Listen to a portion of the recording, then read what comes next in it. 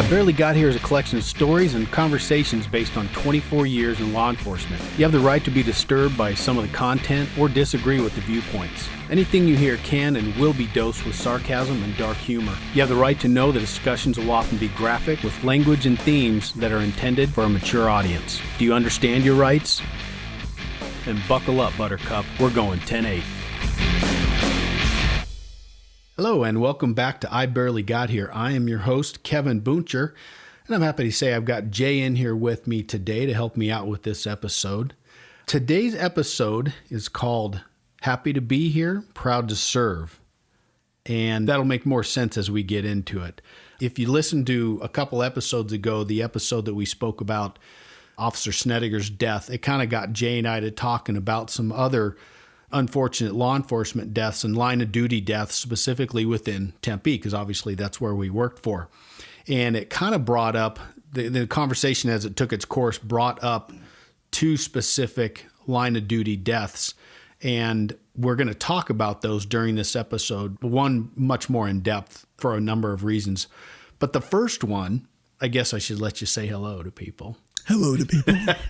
Hi, Kevin. Happy to be here. I got all wind up. Got out over your skis. We're talking so many things. The first one that we, again, that came up, and I think that is kind of more of a memory for me just because of the timing, was Bob Hawk. So we had an officer named Bob Hawk, and he was a younger officer. I think he had only been on for a few years. The guy that trained me, my training officer, actually trained this guy as well. Who is that? Jeff Kraft. Okay. Remember? I do. Yeah. So that was another tie. But anyway, the one tie was Bob Hawk was killed when I was in the academy. And I had not even been in the academy, I don't think, but a few weeks. And I recall sitting in one of the classes during the break, one of the RTOs or the recruit training officers for the class pulls me aside and he said, "Hey, did you hear that one of the officers in Tempe had been killed?" And I believe it was the night prior. And of course, then again, this is back way before instant contact with 18 different, methods, no cell phones or very limited cell phones. And I was not aware. So, first was that strange realization of, wow, I guess we're not, invincible. I've got a question for you, Kevin. Did Sure. your RTO identify the officer that had died, or did he just say, you guys lost somebody last night? I think it was more of you guys lost somebody. Because that's usually the way I found out about it. And then your mind just wanders. Yeah. Who was working last night and who did you know and who did you not know? Right. And back then I knew no one. Right. You wouldn't have known anybody in the academy. I knew a couple of people in the hiring process. I knew who the chief was, but that was about it. Probably wouldn't have been on the street in the position to die over. No, overnight. and I think somebody that's in the academy is probably one of the last that they reach out to contact, when something bad happens. Well, of course, they don't even know if you're going to graduate yet and be part of the family. So, right, exactly. So it was a bad deal. I remember it was a bit of a reality check again for me. I don't recall a lot of the details, but basically Bob had made a vehicle stop, pulled a guy over on the freeway, went onto one of the freeways that run through Tempe. He was hit and killed by a drunk driver.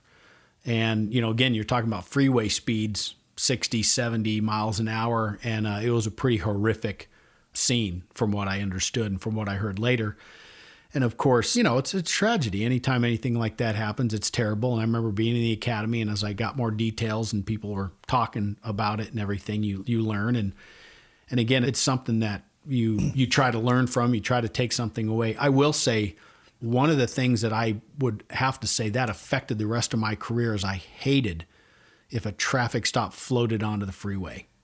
Freeways always made me very uncomfortable, not just because of Bob Hogg, it's just because the speeds that are involved and the unfamiliarity with the protocol that an officer should be putting into play when he effects a traffic stop on the freeway. It's a completely different animal. Yeah. We're used to doing vehicle stops in the city with, intersections and sidewalks and lower vehicle pull over speed on the side of the street. Right. Driveways. Exactly. Yeah. All that stuff. I recall once I promoted and I was a sergeant, and then we do we do these vehicle stops during these wiretap investigations and stuff.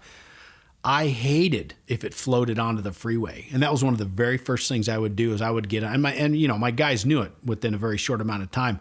as soon as possible, get that vehicle, stop off the freeway. I don't care what you do, get a DL, grab the guy, throw him in your, do whatever you got to do, but get off the freeway. Right. And part of it's because of this. Yeah, and plus city cops were used to approaching all these traffic stops from the driver's door, as opposed to a safer position on the passenger side of the vehicle. Right. So it's just awkward. And just the dynamics. You're just, if you're not in tune to doing it, you're just not going to do the things that you are the best case for you to do. Plus, anyone having broken down on the freeway, when you get out of your car and you feel the effects of, thousands of cars going by you at 70 miles an hour, to me, it's just a very unsettling environment to be in. Yeah, well, that's a great example. Yeah, you forget that, well, hello, people break down on the freeway, so they understand that. But, take that and add the element of now you're trying to deal with an unknown person in this vehicle, so you've got all these bad, dangerous things all around you. At night, probably after the bars had closed. So, I mean, it's just an unfortunate set of circumstances. Yeah, and it was, but just back to Bob Hawk's death. It was unfortunate, as we said. I don't recall that there was really much he could have done differently. I believe the driver was impaired that hit him. I think it was an alcohol-related incident. He was married. The bad things that come after a line-of-duty death, those all happened. Did you attend Bob's funeral? I did not. You were probably committed in the academy still. I was committed in the academy, and I don't know that, at that point in time, I don't know that I had that family mindset quite yet of, once you get on the PD, then it's a different mindset of going, even if you didn't know the person well, you still would attend a funeral. Right. And or other agencies as well. Exactly. And I didn't know Bob or know him well. I knew him, I'm sure, by sight, but by the time that he died, I had transferred to a plainclothes assignment that was housed off-site, an off-site location. Right. So when, like you, spent most of your career off-site, there's not a lot of interaction with the uniformed officers that are out there protecting us 24/7. Yeah. But I do remember my wife went with me to that funeral. That was the second police funeral that we had gone to in a matter of just a year, I believe.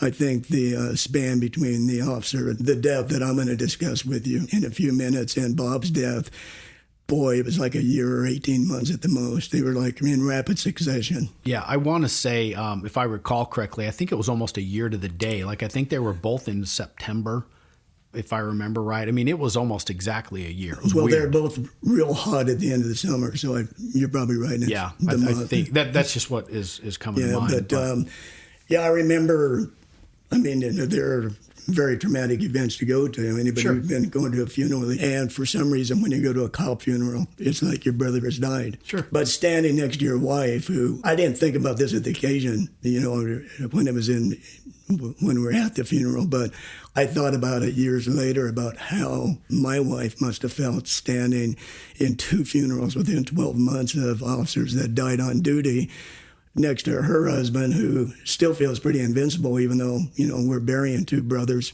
Yeah.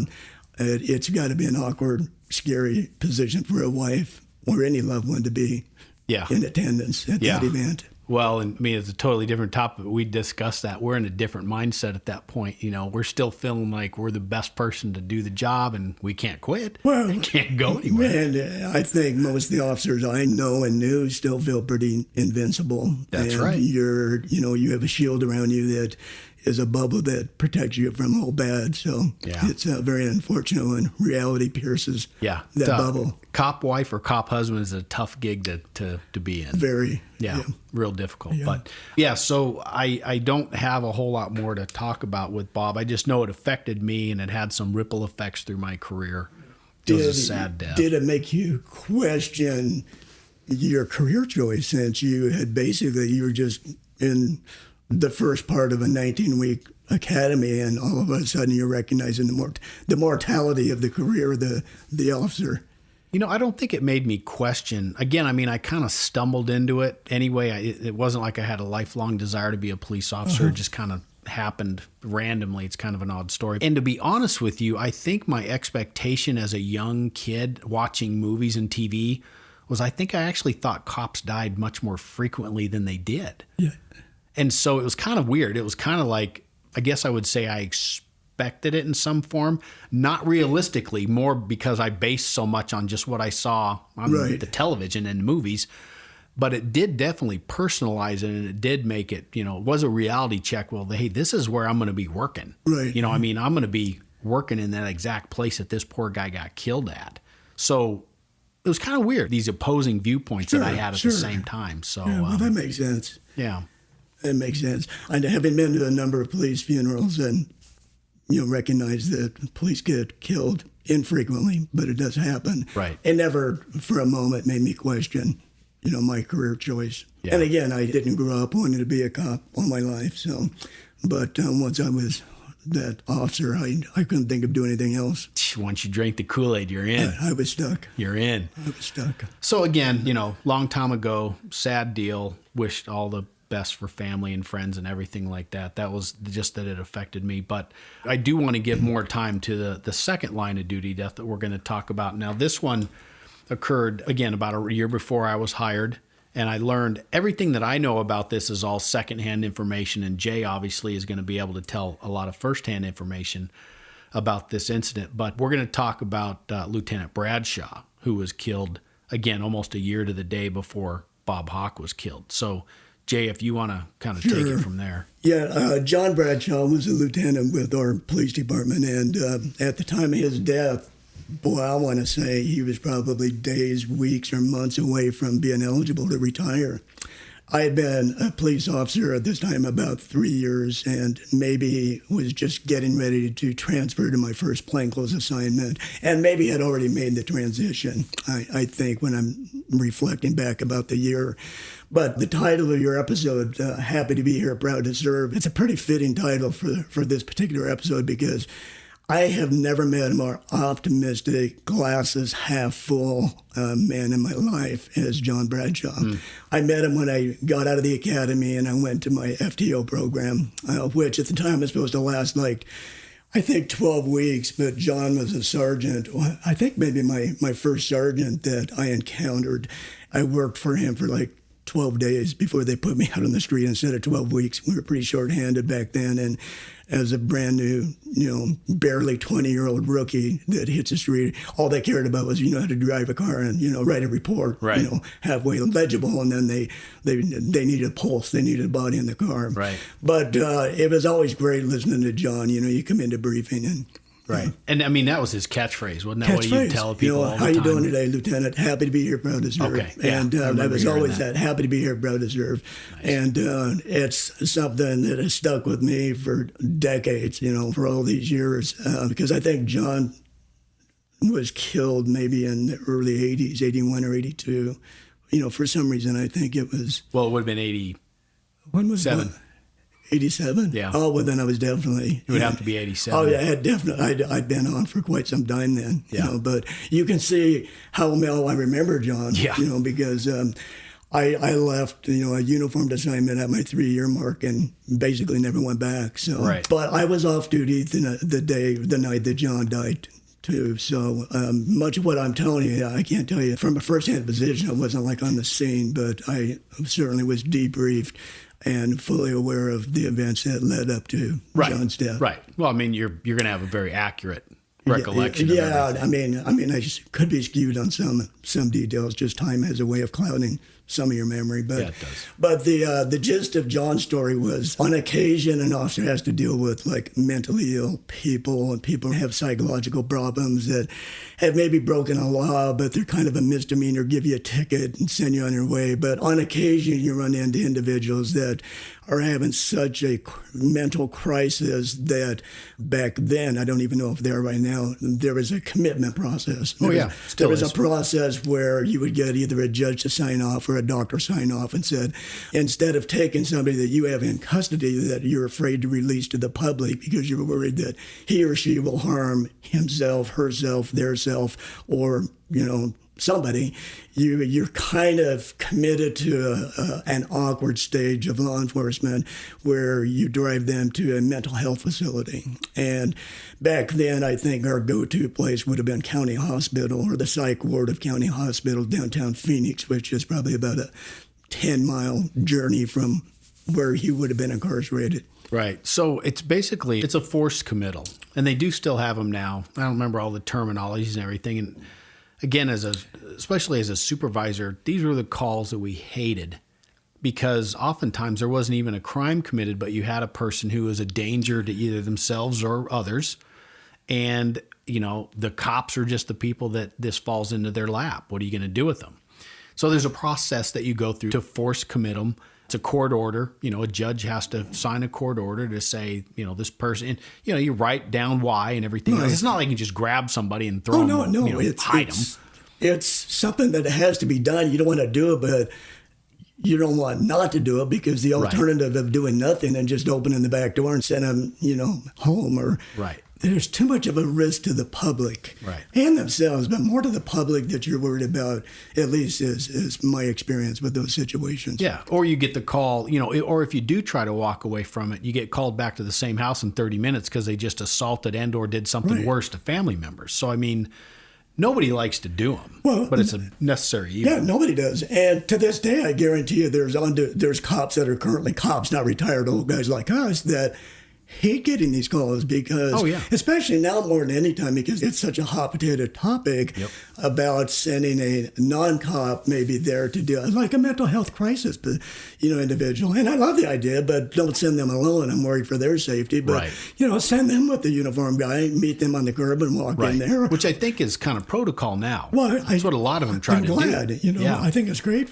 I'm glad for that, because sometimes them just seeing the uniform, a cop car, and a badge, is kind of an inflammatory. It's a trigger. It is a trigger. Yeah, that's a perfect word for it, because it just ratchets things up. Yeah, because again, it's not whatever reason that they're having their issue or whatever, you believe that they're having an issue or they're not. The fact is that it's occurring. So you got to deal with what you got. Yeah, so in this particular situation, everything that was supposed to be done to get this guy properly admitted into a county or into a mental health facility had already been done. So do you remember what the original call was, or the incident or anything like that? Yeah, I have no memory of why he came into our custody at this point. I don't remember. There was an officer that was, I don't know if he was the interacting officer that had arrested this man, or if he was just tagged with transport. Kevin, it's your time to transport this guy to county. Gotcha. I don't remember if he had prior contact with him and knew about him, or if he was just the chauffeur.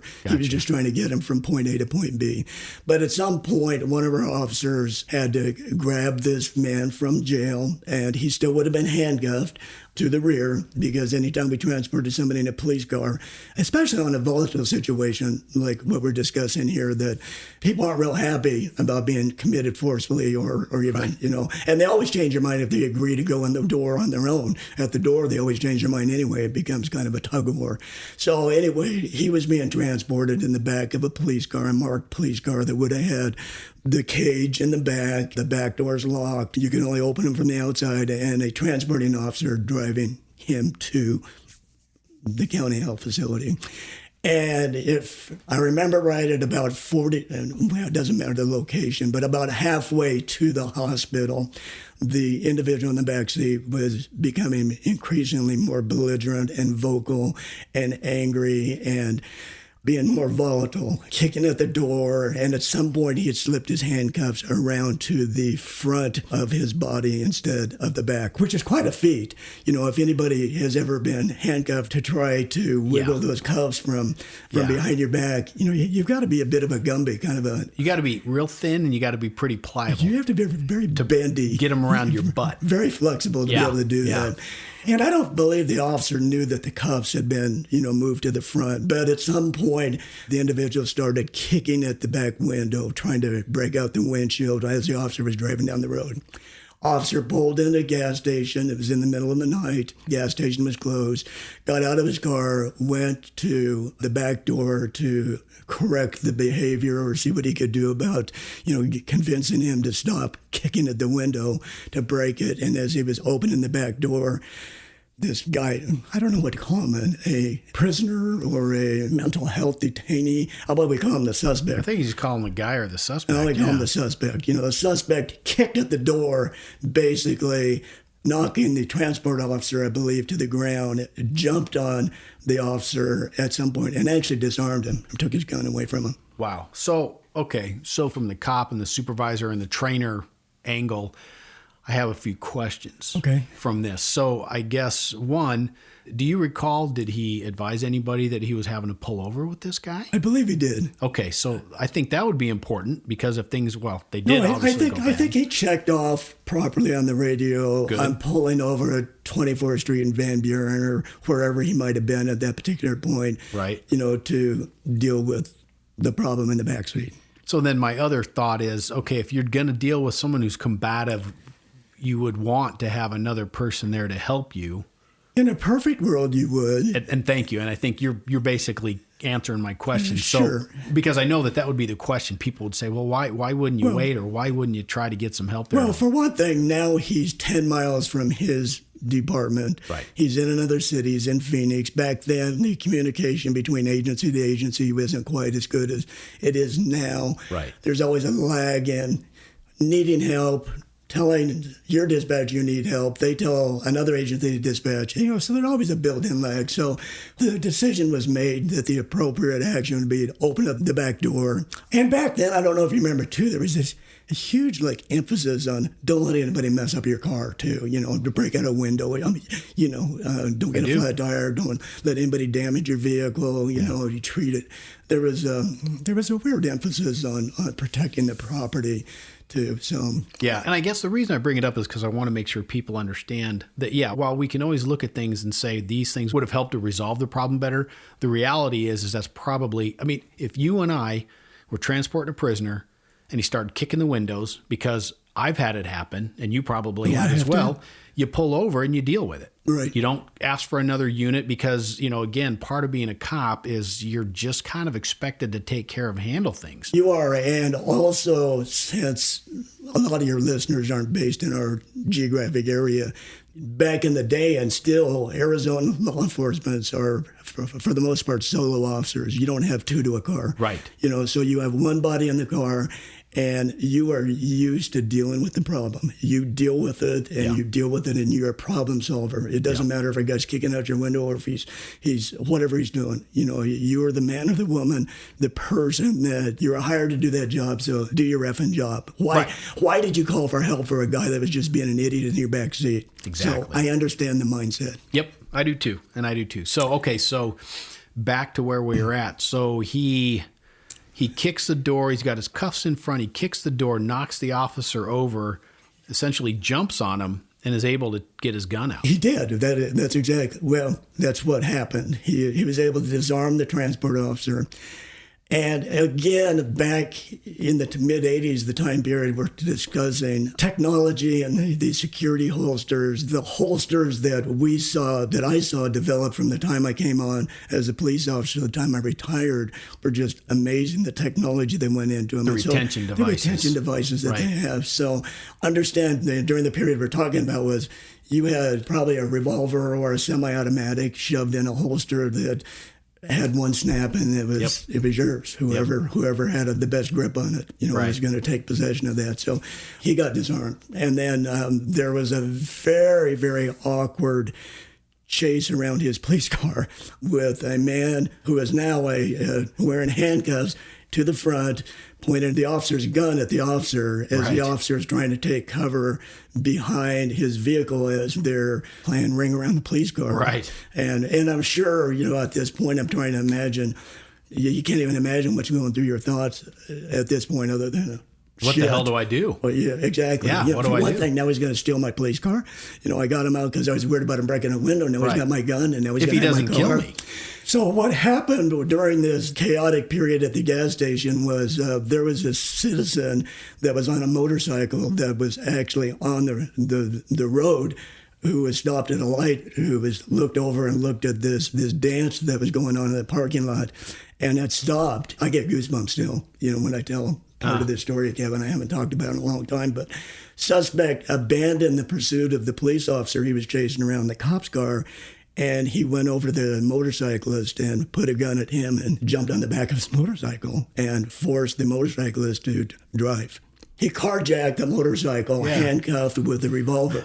Which is really, obviously, if the guy had some mental issues going on, but it just seems so weird. That it's just weird to me. There's a few things. Why would you not I guess if you're trying to kill the cop, why would you not kill the cop? Why did he change that? Why would you not just jump in the police car and drive away? Why would you pick as your getaway vehicle the back of a motorcycle? It's just weird. Well, it is weird, but, I've always said it's hard to reason or rationalize with, intoxication, mental illness, impairment. Oh, for sure. I mean, this guy was mentally ill, and who knows what kind of intoxicants he may or may not have been on. Right. Who knows what the decisions that a rational person makes during a mental health crisis that, right. Now that we're looking at it, or even just minutes after the fact, like, oh, what the hell? Right. What were you thinking? He wasn't thinking. I think at that point, all he was thinking was escape. I need to get away. Oh, for sure. I just throw it out there because it's just so strange. Again, like you're saying, you look at it logically and you're like, why would you do that? Look at it from the motorcyclist position. Yeah. I mean, whoever gets hijacked on a motorcycle right. and has a gun put to them and is right. forced to drive away. Right. And so now he's driving down the road. Now they're heading back toward Tempe. They head back toward the city that this mess started in with a unarmed police officer chasing him code 3 down the road, broadcasting this pursuit that he's got going with the suspect. He just lost out of the backseat of his car and now has his gun. Holy crap. And yeah. That's just crazy. It was a mess. So the pursuit continued back into our city over by the airport, Sky Harbor Airport. It got onto Priest Road, which is the dividing road between Phoenix and Tempe. And so right now, all the Tempe officers are trying to go toward the problem that's coming toward them, is coming back toward them. So that part's good.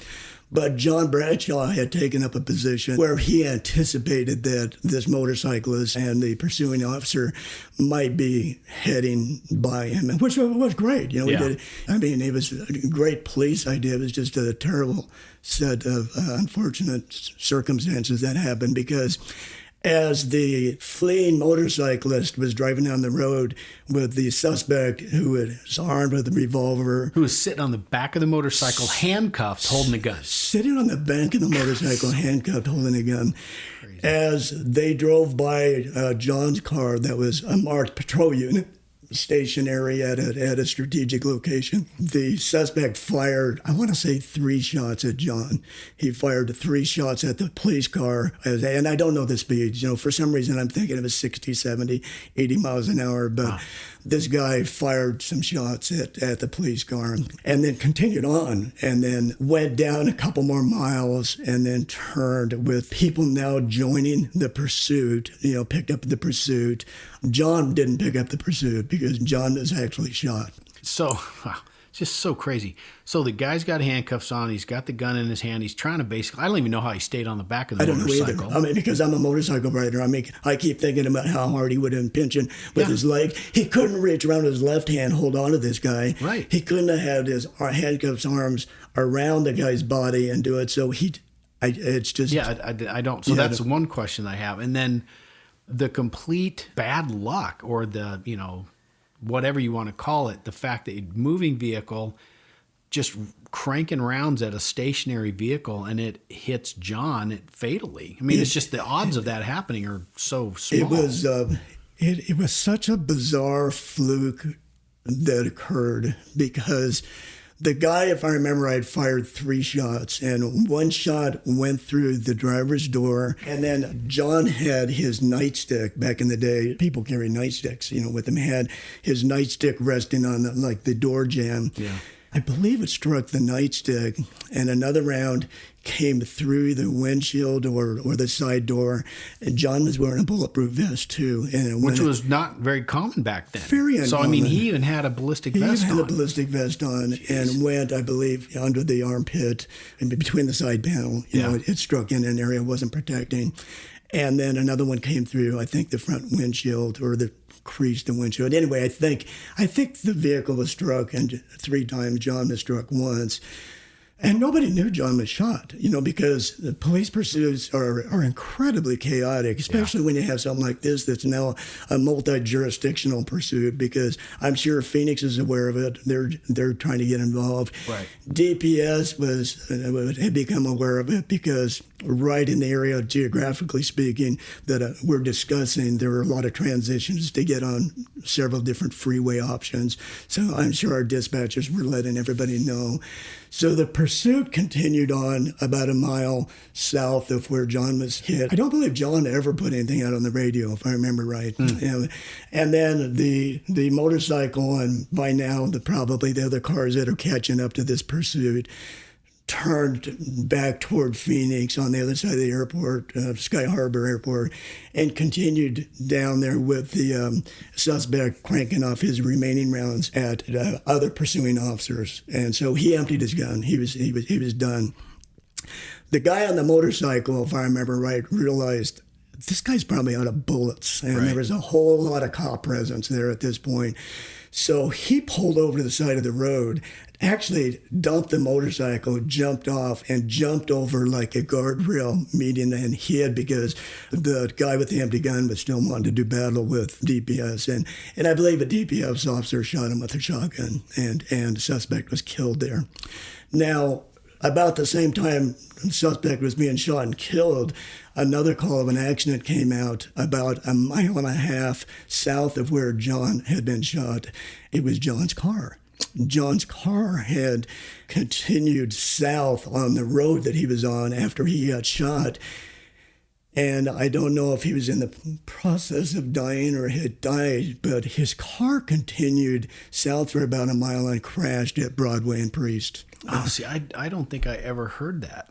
Yeah. So but when he was shot, he was static. He was stopped. He was, or we don't know. Well, I'm sure, having had caravans of pursuits go by me at some point, sure, you're not in park. Right. You're in gear. Right. Your foot's on the brake, and you're ready to jump in, in the conga line and start, chasing. Because back then, pursuits were much more common, and we weren't as congested in the community, and we had fewer tragedies involving pursuing officers, so we weren't quite as restricted. Law enforcement wasn't quite as restricted. In this particular case, I mean, everybody was chasing this guy. We knew what we were chasing. Yeah. But so, wow, I'd never heard that. So he essentially, well, we'll never know, unfortunately. He rolled a mile. I think he rolled a mile or a mile plus. And you're familiar with that area. And I don't know if he bounced around from curb to curb or what he did. And that's part of the area. And, forgive me if a listener that's, very familiar with this situation, if I've skewed some facts here, but that's my recollection of how far he went. Suspects killed. The call comes in of another wreck, which is John. Yeah. And then what happens from there? Well, that's when everybody arrives at the scene, and we realize that, it was another tragedy unfolding that was, to us, it was far worse than, what had just occurred with the guy getting shot by DPS that had caused all this chaos. So was John dead at the scene? Was there any life saving? Okay, no, if I remember right, he died. I'm sure they didn't declare at the scene, but I'm sure he was fatally injured right then, and there was nothing that could be done. Gotcha. So he gets transported, or whatever the case may be. The suspect's dead, so there's nothing further really there to pursue. So I guess, I'll ask you the same questions. How'd you feel? What happened after that? I mean, what was going on? You feel like you're just in a fog. I wasn't there, but I was really familiar with John Bradshaw. I loved the man. He was such a good human being. Yeah. Married, longtime married man, good family. I had been around since you said it was 87. I'd been around since 78. And so I'd been around almost 10 years. So I knew this man. I had a relationship with him, even though I wasn't working for him anymore. And it was the first time that I had lost somebody that I knew that well, in a police-involved shooting, and it's such a tragic event. So, I think I went through, the process of what the hell, but it was such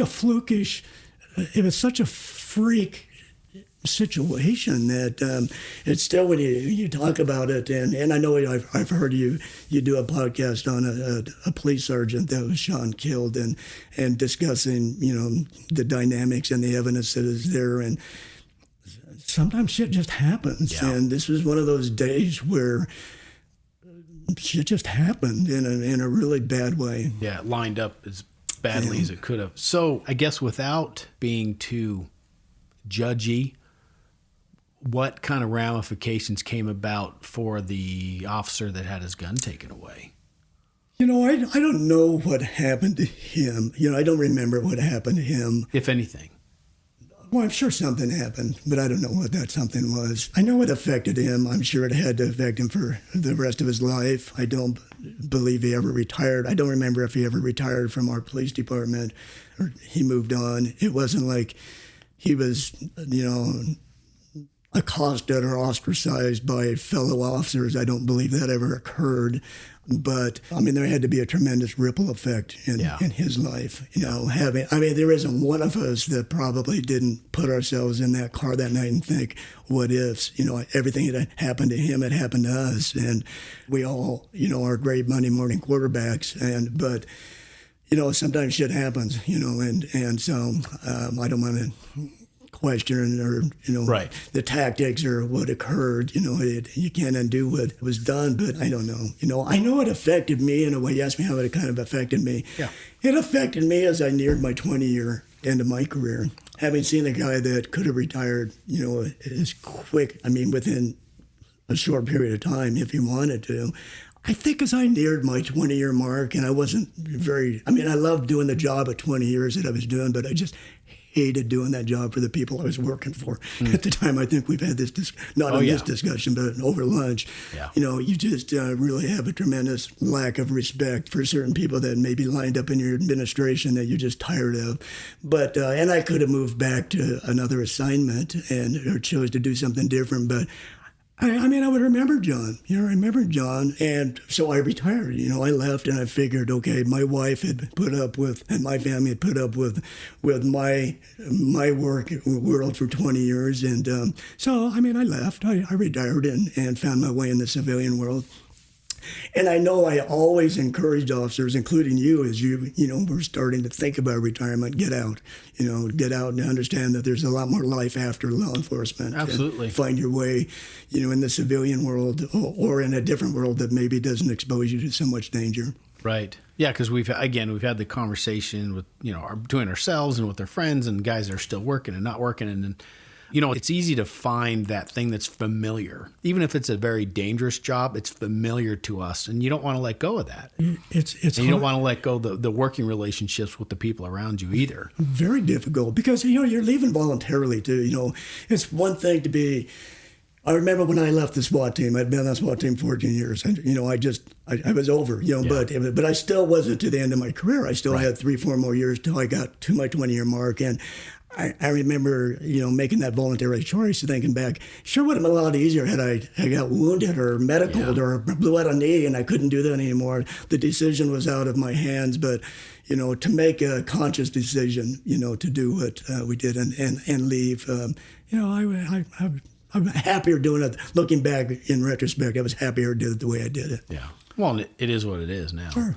Obviously, it doesn't factor into me nearly as well because I didn't know Bradshaw, but I think that those things do. They put a bit of a check on you to say, there's more to life because you just never know. This was and I always remember this one just because it was such a crazy, random, impossible odds type of a shot to get to where this poor man died. You could put me on the back of a motorcycle, not handcuffed in that environment, and I would never be able to hit a target the way that happened. Just a fluke. And I think also, if I remember right, when they dissected this man's life, tried to figure out who he was and what happened, if I remember right, he'd never shot a gun before. And so those of us who are on the range as often as we were and, may still be, to think back what he accomplished, at whatever speed he was, handcuffed on the back of a motorcycle. He stole the motorcycle and the motorcycle driver and the gun. It was just a fluke. So, crazy. Yeah. Probably one of the most, it's not a right term, but a fluky things I'd heard during my career was this one. Yeah. And horrible. I've been in the problem business 42 years, and I've never seen this sort of event ever occur. And I've had some questionable things that have crossed my desk. Sure. And nothing even compares to this. Yeah. And, Yeah, so it was a sad, tragic scene. But I do remember it was the first police funeral. We started talking about how Snedeker's funeral touched some emotions in you when we were discussing that, and all those years later, and it did me too. That's the first time you actually are sitting there looking at the aftermath of such a tragic event, and there's something about bagpipes and crying family and officers that are sitting there looking all proper in their Class A uniforms, thinking, with tears coming down their face, streaming tears next to their wives that are crying, and they didn't even know the man, but they are thinking that could be their man they were burying, or their wife, or their loved one, or their significant other.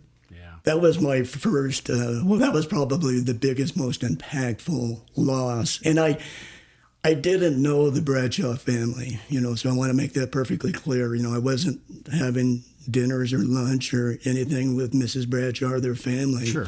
So I'm not trying to boast of a relationship there. I'm just saying, here's a man that was such a good man that had such an impact on so many people and the community. When you think about the loss of the man to his family and the community and our family and law enforcement, but humanity, more than anything, it was a tragic loss.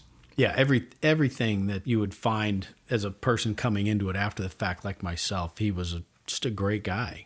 Did a lot of great things. Everybody loved him. Did a great job. I mean, he was just positive. Well, happy to be there, happy to serve. I mean, happy to be there, proud to serve. Proud to serve. Yeah, that'll be stuck in my memory till I'm no longer here. Yeah, I mean, sad, tragic event, long time ago, but at the same time, obviously he's a good man, and so I thought it would be a good episode to do and bring up the topic. Yeah, I'm glad you brought it up. We had discussed this a long time ago, but I'm glad that we kind of readdressed it. I am too. Yeah. I am too. You have anything else to add to it? No, Jay? That's it about John and the Bradshaw shooting. Okay. Hopefully his family and friends have done well since then. And know it's been a long time, but you don't get over something like that. No, I'm not completely. Sure you don't. I just wish them nothing but the best. And, absolutely. Yeah, absolutely. Well, guys, from here I'm gonna shift gears. And I want to let you know that I think that I'm going to take a break on the old podcast here. And Jay's smiling at me because obviously we've discussed this prior to taping the episode. But I don't know if it's going to be a short break, a long break, the last break. I'm not real sure at this point. But I think it's been 2 years. It's been over 2 years. When this episode airs, this will be episode number 56. So I've kind of surpassed what my goal had been in the beginning. What was your original goal? I don't remember. My original goal was I wanted to try to hit like 18 months. Okay. And I figured if I was banging one every other Monday, 18 months, well, what would the math be? 36? Oh, 36. 36-ish. And so, I mean, I've surpassed that pretty well. Well, part of the reason I did was because I really enjoyed, and it added a lot to the podcast to start bringing other people's stories. Yeah, I'm glad you called me. Guesting. I've enjoyed this process. Yeah, because you and I have done a bunch. Sure, yeah, and I've enjoyed them. But yeah, so I think the time's come, just a number of, some stars have aligned, and I think I'm going to take that break. And again, I don't know whether it'll be lengthy, short, maybe for good, but the material will all still remain available. So, good. I still want people to listen and go back and listen to the episodes they haven't, or re-listen, or whatever the case may be, but it'll still all be there. After this one, there won't be that every other Monday release like there's been for over 2 years. And part of the reason that I'm doing this, and again, there's a couple other reasons as well, but part of the reason is in conjunction with Jay, who's been my partner I almost said partner in sin. I shouldn't say that. My partner in good things. Partner in crime. In a number. Crime telling. There you go. Well, that and a bunch of other things. Well, yeah. Business partner / everything else. Jay and I are also, it was kind of a goal. It was kind of a partial goal for the podcast was to try to translate this into something, I don't want to say bigger and better, but that's kind of the term. There's something bigger and better with regard to like an entertainment-y type of project. And we're kind of soliciting, it's very minimal at this point, very minimal, but some tire kicking as to maybe translating an episode or two into an entertainment project, i.e. saying that, let's just say one of Jay's PI stories or one of my police stories, somebody taking that and running with it from the entertainment side of things, which happens to be, far from us in California. But so I want to focus on that a little bit. I want to try to devote a little bit of time into trying to push that. again, Jay being who he is and what his involvement's been and having much more experience with some of that, I'm obviously going to pull him into that as well. Well, I'm gonna force my way into that. You're not gonna have to pull me too much.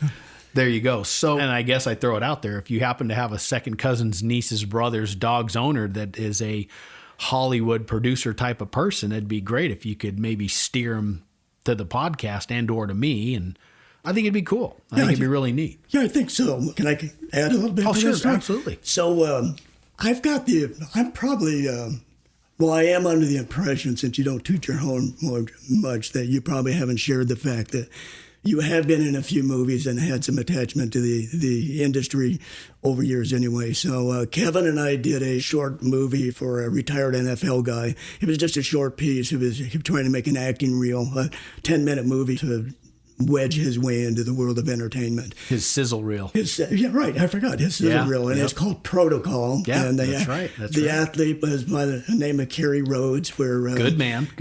Where I was involved in helping the screenwriter bang out a short screenplay about a segment of a SWAT situation where we actually discussed it. It was called Malibu. That's right. And so that's how we did that. So that opened some doors for Kevin and I in that regard with those particular producers, because years later they called us, and I have to describe a movie poster that's hanging in your studio right now. It's called Phoenix Forgotten, which this same production company asked me to help them do some stick handling, which evolved into you and I both being in that movie. Yep. Kevin plays a pilot of a Cessna in that movie, and you'll see him fly a plane.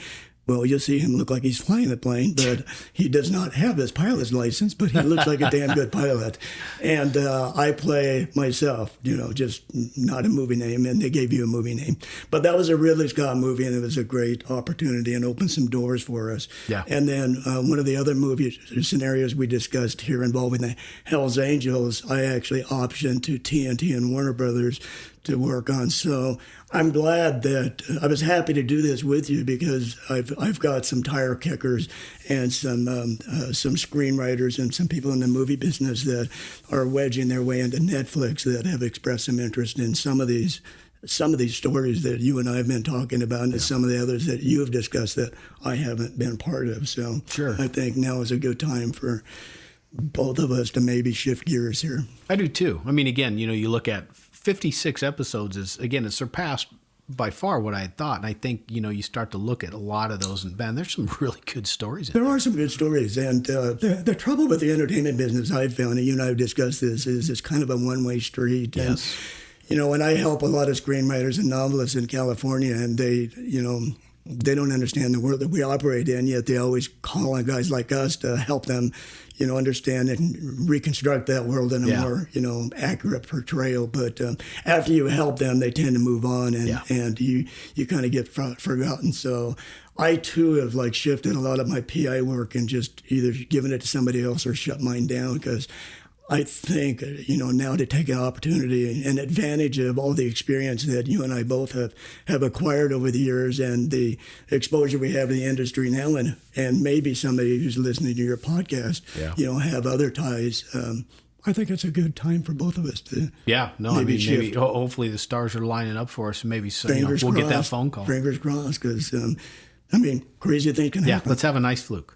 Let's have a good one. Let's have a good one. Let's have a bad one. So I'll be sad not to see you every couple of weeks, but we'll see each other for lunch. We for sure will. We just won't be talking through the microphone. Hopefully we'll be in a writer's room, or on scene with somebody, while you teach them how to shoot a gun they've never held, a prop gun. Yeah. Yeah, I guess and that's it. We'll find out. I'm ready, kind of ready to see what else can happen with this. So. I'm excited for you. Yeah, me too. So it'll be good. Cool. Well, I appreciate you putting all the time into it and effort. And quite enjoyable. The future time and effort that we'll continue to put in. Well, guys, with that, I'm going to close this episode of I Barely Got Here. I want to thank you all for listening, and I really hope you've enjoyed the show, and I want you to subscribe and post a review if you would. Also, ask your friends to give it a listen. If you have any questions or comments, even though, again, I may not push out episodes for a while, I'm still obviously available for anything question, comment-wise, or, through email, ibarelyGotHere@gmail.com, and you can also follow me on Instagram and Facebook as well. So, for this episode, Sam 42. And King 410.